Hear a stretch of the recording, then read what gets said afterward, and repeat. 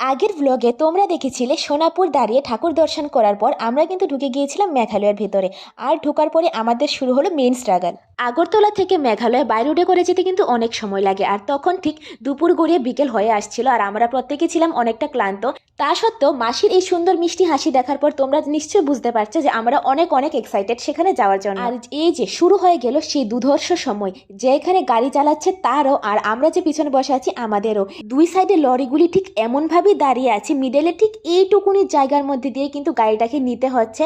আর আমার এখানে প্রচন্ড মাথা ঘোরা ছিল, কারণ গাড়ি অনেক আস্তে আস্তে চলছে, আর যদি সামনের দিক থেকে আরেকটা গাড়ি আসে তাহলে তো হয়েই গেল। এবার দাঁড়িয়ে সেই লরিগুলি সাইড হয়ে ওই গাড়িটাকে সাইড দেয়। যেমন এখানে দেখতেই পাচ্ছ একটা গাড়ি সামনে দিয়ে আসছে, এখন এটাকে সাইড দেওয়ার জন্য তো পুলিশ থেকে শুরু করে সাধারণ মানুষ, গাড়ির ড্রাইভার সবাই নেমে গেছে। তারপর এগুলি পেরিয়ে দুই সাইড লরির মিডলের চিকন রাস্তা পার হওয়ার পরই শুরু হয়ে গেছে আমাদের জন্য অন্য গল্প। দেখতেই পাচ্ছ রাস্তার কি সুন্দর দুর্দশা, জল কাদা পুরো একদম বড় বড় গর্ত, এখান দিয়ে গাড়ি চালানো ছিল অনেকটা কষ্টকর।